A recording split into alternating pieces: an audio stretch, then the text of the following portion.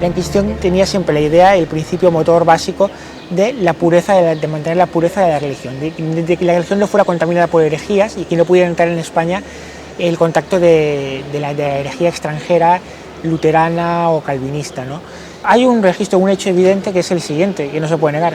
Durante 3 siglos y medio de existencia del Tribunal de Santo Oficio de la Inquisición en España, no se registró ni una sola revuelta popular contra la Inquisición en España. Si hubiera sido ese tribunal que nos dicen hoy en día, represor, que causaba miedo, causaba terror, era una opresión, si hubiera sido todo eso, hubiera habido revueltas populares contra ella. En 3 siglos y medio no hubo ni una sola revuelta popular contra la Inquisición. Y en cambio los testimonios de adhesión a ella por parte del pueblo son muchos. Otro ejemplo, por ejemplo, que se daba también, y es muy sintomático, ¿no? Muchos criminales comunes se hacían pasar por herejes, porque preferían pasar al interrogatorio religioso de la Inquisición, porque consideraban que eran mejor tratados por el derecho procesal si estaban en manos del Tribunal del Santo Oficio de la Inquisición, porque se les daba mucha opción a retractarse, mucha opción a arrepentirse, que si no se fue por la administración de justicia normal y cotidiana, ¿no? Para los reyes católicos Isabel y Fernando, como dijimos, era fundamental el tema de la unidad religiosa en España, porque entonces se consideraba que la base y el fundamento para el establecimiento de una sociedad en orden y armonía era la unidad religiosa.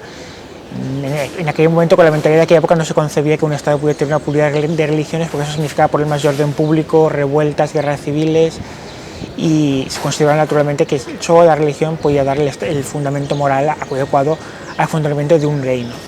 Aunque la Inquisición ya existía en España y en los reinos de España y también en Europa, los reyes católicos lo que hacen es establecer una Inquisición mucho nueva. Hay historiadores que la han calificado como una obra maestra del derecho procesal, porque era una institución que unificaba los tribunales eclesiásticos locales que existían hasta ese momento y la convertía en una herramienta mucho más poderosa y mucho más drástica, ¿no? Y que actuaba con mucho más rapidez, ¿no? En 1482 el Papa autoriza el establecimiento de la Inquisición y en 1483 es nombrado inquisidor general el famoso Fray Tomás de Torquemada, ¿no? Ha pasado un poco Torquemada al mente popular como alguien muy fanático, pero en realidad era un hombre muy recto y culto. Lo que pasa es que su concepto de religión era tan estricto que es verdad que muchas veces cayó en las medidas coercitivas, ¿no? Hay que aclarar una cosa muy dejada desde el principio. La Inquisición no perseguía a los judíos, perseguía a los falsos conversos, a los que se decían cristianos pero en realidad en secreto eran judíos, por ejemplo.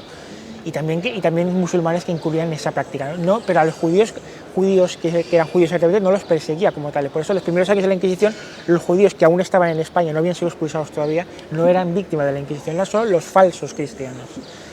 En 1492 son expulsados los judíos por los reyes católicos, en el famoso decreto, también para fortalecer la unidad religiosa, que se conserva el elemento clave de la convivencia en los reinos de España. Y bueno, a partir de ese momento quedó más claro todavía que el objetivo de la Inquisición era la pureza de la religión católica, mantener la pureza y que no se contaminara por prácticas impuras, digamos, de falsos conversos que en secreto fueran cristianos o fueran judíos o musulmanes. Es verdad que el judaísmo ha tenido siempre una tendencia un poco, entre comillas, a la conspiración, pero entre comillas, en el sentido de las prácticas secretas, de actuar en secreto, de moverse discretamente, y eso lo estaban haciendo, ¿no? La judaización, ¿no? Y entonces eso era una de las causas también que hacía que los reyes católicos, por ejemplo, y una reina Isabel tan preocupada siempre por la pureza de la religión, lo acabó considerando un tema muy grave. Hay que aclarar también que, por ejemplo, también es necesario decirlo, ¿no? Que los judíos, en el sustrato de la religión judía, de los judíos, que tal como vivían su fe, existió una fuerte aversión hacia la Iglesia Católica, ¿no? Y es verdad que, aunque se exageró algunas atrocidades, pero es verdad que el judaísmo también, mucha parte de los judíos procuraban obrar contra la Iglesia Católica. Entonces, ellos sentían una aversión profunda, muchos de ellos, por la Iglesia Católica, ¿no? En lo cual se filtraron en muchas de sus actuaciones, ¿no? en muchos de sus movimientos, en muchos de sus movimientos de actuaciones de judaización, como decíamos antes, ¿no? Y eso también hay que tenerlo en cuenta, ¿no? La gente de aquella época lo captaba, y en una época que todavía es casi medieval, que la fe católica se veía con tanta pasión, eso les hacía todavía más aborrecibles a los ojos del pueblo. No se trata de justificar, pero sí de explicar las circunstancias que había en aquella época. Hay que recordar, por ejemplo, que en el tiempo de los reyes católicos se ordenó, cuando en el momento de la expulsión de los judíos, los reyes católicos ordenaron también la quema del Talmud, por ejemplo, en un libro religioso judío que contiene blasfemias contra la Virgen o contra Jesucristo, ¿no?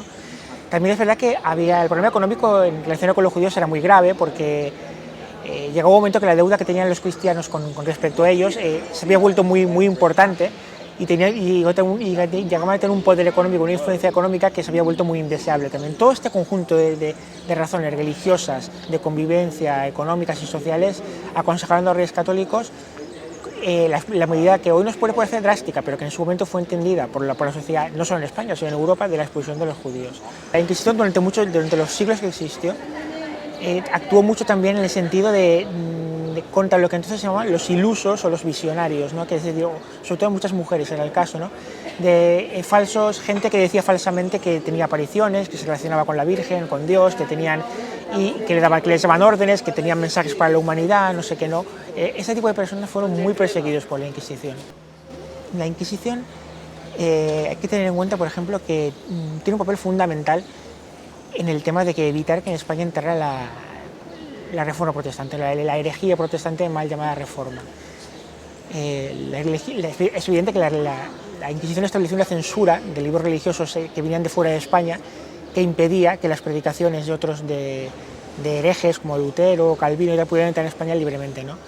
Es verdad que incluso, por ejemplo, el pensador holandés, que era católico, en teoría Erasmo de Rotterdam, progresivamente se fue al principio la Inquisición admitía sus escritos, progresivamente los fue rechazando progresivamente y al final acabaron siendo prohibidos, porque aunque no era un hombre protestante y que se mantuvo en el catolicismo, pero era muy crítico con la religión, ¿no? Mientras que la Inquisición tenía siempre la idea, el principio motor básico de mantener la pureza de la religión, de que la religión no fuera contaminada por herejías y que no pudiera entrar en España el contacto de la herejía extranjera, luterana o calvinista, ¿no?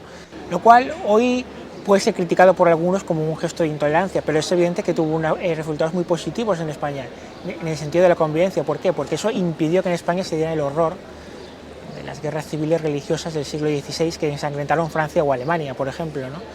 Al no poder entrar las teorías heréticas protestantes de España, los españoles no se dividieron en dos bandos, ¿no? En católicos y protestantes, lo cual hubiera podido dar pie a unas guerras civiles devastadoras, brutales. Es evidente que España no hubiera podido llevar a cabo su misión de expansión misional en América ni la defensa del catolicismo en Europa si hubiera estado todo el siglo XVI combatiéndose entre sí con guerras civiles, ¿no? Eso hay que tenerlo muy en cuenta, ¿no? Luego también hay que tener en cuenta que, por ejemplo, otra acusación falsa o muy desenfocada que se suele hacer sobre la Inquisición es que la Inquisición, se dice, retrasó el desarrollo científico o la creación artística en España.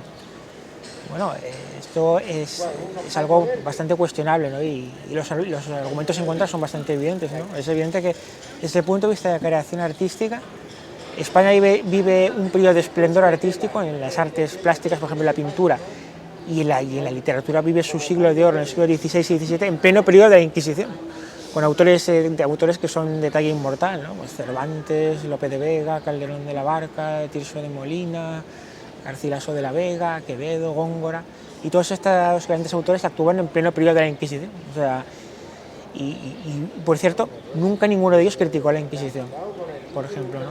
Hay que tener en cuenta también que, por ejemplo, la Inquisición, que hoy la retratan muchos, por ejemplo, como un tribunal temido, odiado, impopular, que causaba un gran miedo. La Inquisición, según todos los testimonios de la época, era apreciada por la mayoría de la gente y era una institución muy popular. Por ejemplo, hay muchos ejemplos, ¿no? Cuando llegó Carlos I a España, en todas las ciudades a las que iba llegando, se recibía con grandes festejos y ceremonias, sobre todo, y con una fórmula ceremonial que se repetía, que las multitudes repetían fervorizadas, según las crónicas de la época: Castilla, Castilla, por el rey Don Carlos, y viva la Santa Inquisición. O sea, aunque no tuviera nada que ver, la gente vitoreaba la Inquisición. La herejía religiosa era muy odiada por la gente en la España de la época. Una España que vivía la fe con una intensidad, como se demostró en la expansión misional en América, y la entusiasta defensa militar de la fe en Europa y teológica, por ejemplo, con figuras inmortales, como Ignacio de Loyola, ¿no? Por ejemplo. Luego, por ejemplo, es evidente que, como decíamos antes, ¿no? La acusación de que la Inquisición retrasaba el desarrollo científico. Bueno, eso también es una acusación bastante que, si uno la analiza con profundidad, se demuestra bastante falaz, ¿no? Por ejemplo. Es evidente que España durante ese periodo, durante casi un siglo, lideró, digamos, durante muchas décadas, la ciencia de la navegación oceánica, por ejemplo, ¿no? Y eso es ciencia pura. Hay que recordar que, por ejemplo, a Cristóbal Colón, donde más la reciben, donde mayor acogida recibe en España cuando llega a sus proyectos de navegación hacia América, es en un monasterio, el monasterio de la Rábida, de Huelva, lo cual demuestra que todavía entonces la cultura estaba en los monasterios. Y demuestra también el nivel cultural importante de muchos segmentos de la Iglesia española. O sea, que decir que la Inquisición retrasó el desarrollo científico es bastante falaz. Hay otro argumento que lo deja bien claro. Cuando la Inquisición queda abolida a principios del siglo XIX, bueno, es evidente que a finales del siglo XIX y del siglo XX no hay Inquisición en España, y entonces, entre los premios Nobel científicos que hemos tenido los españoles, ya en el siglo XX, hay muy pocos científicos españoles. Está Ramón y Cajal, Severo Ochoa, pero nada más. Es decir, si el problema hubiera sido la Inquisición, ahora que no hay Inquisición, tendríamos grandes científicos. A lo mejor es que, no sé, por la mentalidad de nuestro pueblo somos más soldados, más artistas, más exploradores, más que científicos. A lo mejor es ese, porque si la Inquisición hubiera sido el problema, digamos, a la desarrollo científico incompleto en comparación con otros países, por ejemplo, como digo, tendríamos ahora muchos científicos, y ahora que no hay Inquisición tampoco tenemos grandes científicos, ¿no? Lo cual indica que no era la Inquisición el problema. Por ejemplo, otro dato interesante es que la Inquisición no perseguía a los no creyentes.